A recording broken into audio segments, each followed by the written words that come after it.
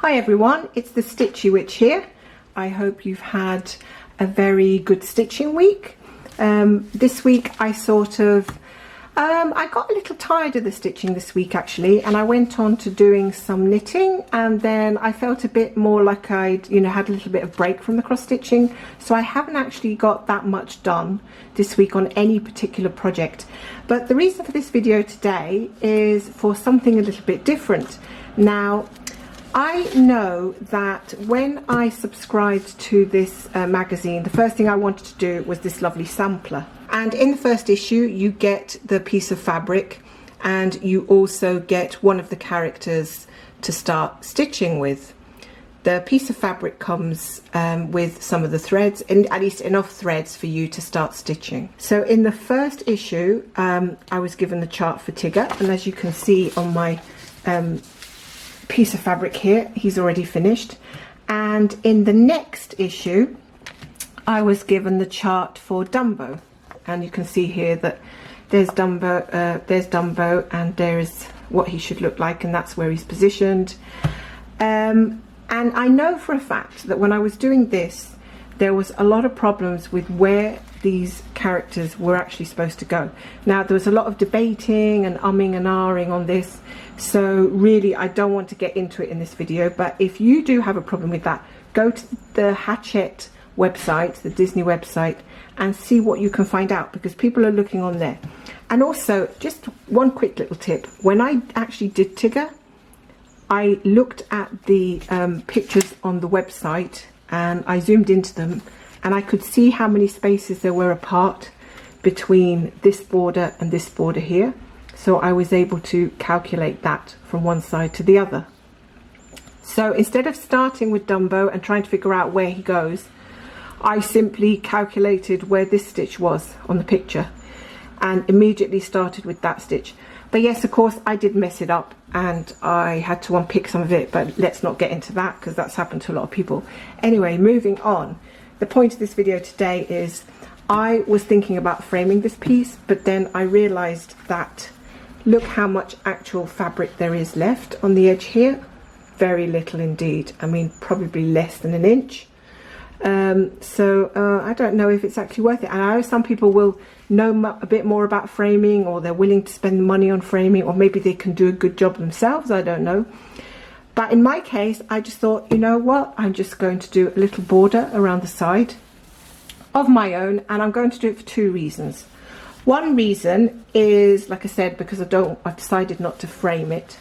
And the other reason is because this kept happening all the time. So it's not the neatest job in the world, and it is something that's a bit original though.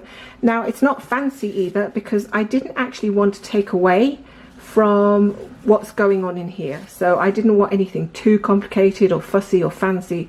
I just wanted a simple border.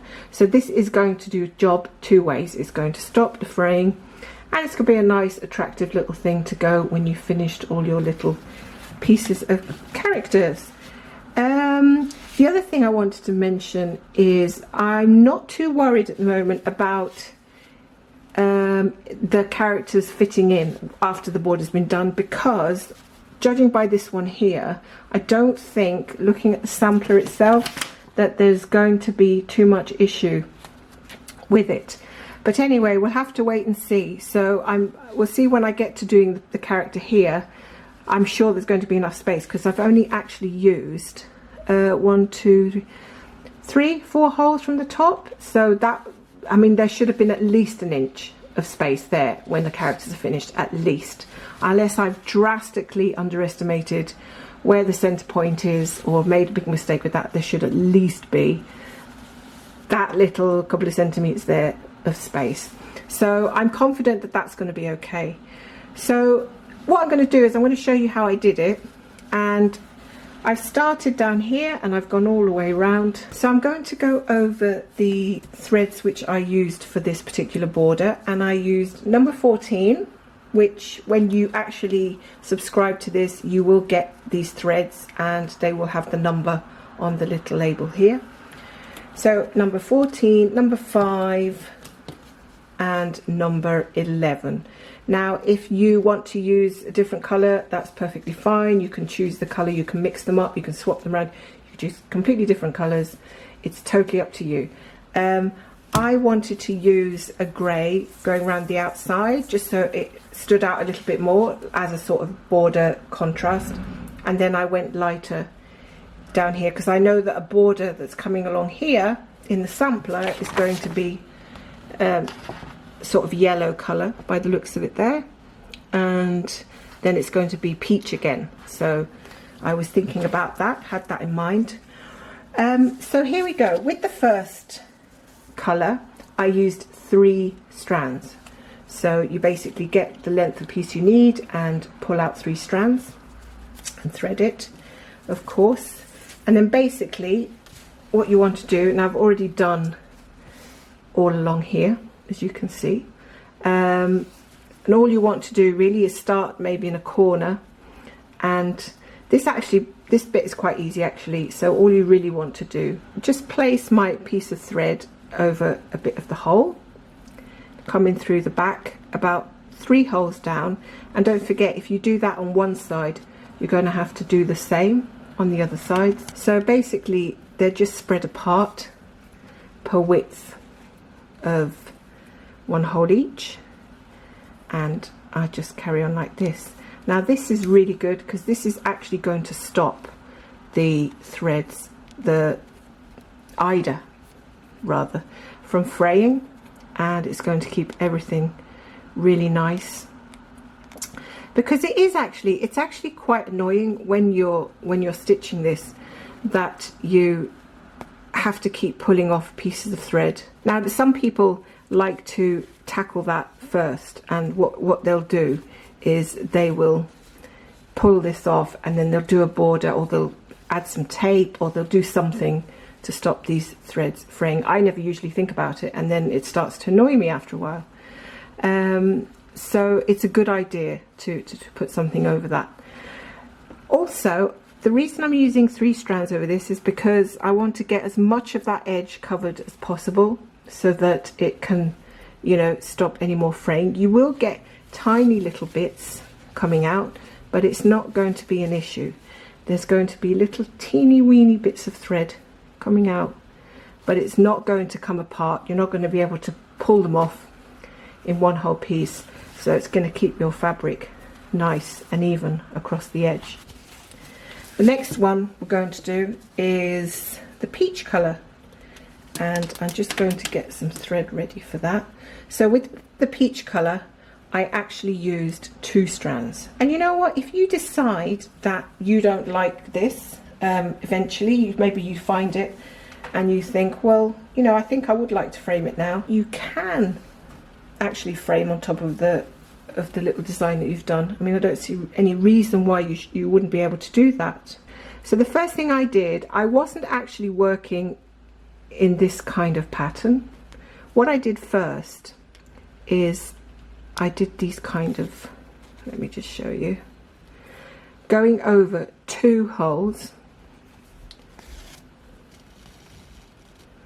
and oh, one of my hairs caught up in that.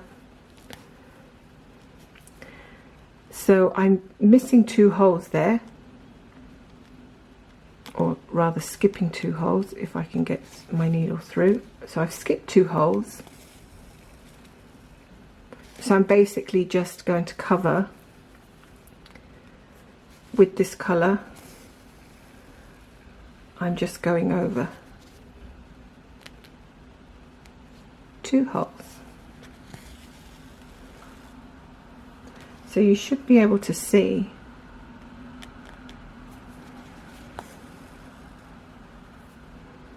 how the pattern's coming on. And the reason for this, I suppose it's just the way I did it, to be honest, at first. It doesn't actually take too long, but bear in mind that you're going to have to take a couple of hours to do this border, and also that you're going to be using threads that you've been given for the actual characters, so you might actually run out of threads too, and so that's something you're going to have to take into consideration. You might need to replace some of this thread if you find that it's that you're coming to an end because you've used some of it on this border. So there we have a little bit of our row, and I'm not going to do too much more.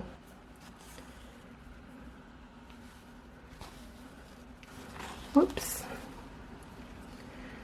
So I'm going to work a bit backwards now, if I can, in reverse, just so that I can show you how I did this. And we have a little knot. Well, of course we do, because stitching life wouldn't be a stitching life if you didn't get a knot. And what I try to do is not get the threads knotted up, but sometimes it's just impossible. And so this is where we're at. Now I'm going to work in reverse so I can show you what I did. Working in the corners of those little lines, you see where I have my needle? Push my needle up through that stitch, because it's going to make like a little tiny sweet knot, or it's going to do a little effect when that is actually coming over. Doesn't always work out for me, but let's see if I can show you. If it doesn't work out for you, then don't worry about it. And then I'm going to go down that in a V. So I'll just do that again. So I'm coming up on every edge of that stitch, and then I'm going to loop through it and then down into V, one stitch below.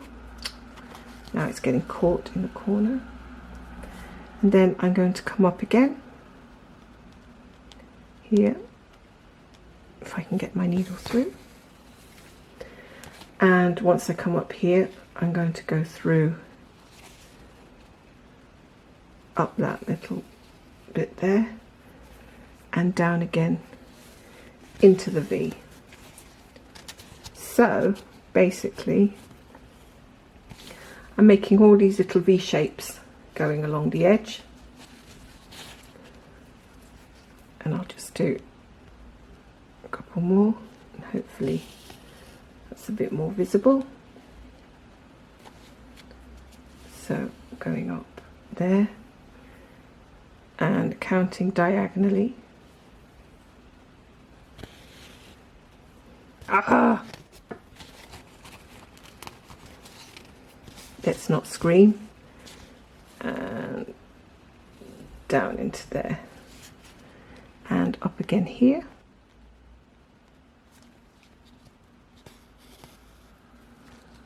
Up again there. Down into that little V. So that's the effect that we get there. Lots of lovely little V's. The only other thing that we have to do is really simple. I'm going to cut this off at the back for a second and just show you the last colour. So I have 2 strands of red, and this is the simplest part. Basically all you do is you come up here into that hole in the middle of that V, and I'm not good with French knots. I do not like French knots, so I'm just going to go down just a little way above that and make a little red dot. If it doesn't come out too strongly, you can do it twice. That's perfectly fine. And there we have it. So you've now got a little dot inside there. Then I'll move to the next one and I'll come up that little center hole and down a little bit above. Not seeing it. There it is. And you just keep doing that all the way along. Now you can change the colors, you can do different colors, you can do a different type border, you can do a different pattern. I mean, it is really entirely up to you. I just wanted something simple that was different, wasn't going to distract. So let me know what you think, and if you want to give this a go. I'd be interested in seeing whether you've done the same, or if you've changed the colours, or you're doing a different border. Thanks for watching. I'm going to finish off now, and I'll see you again.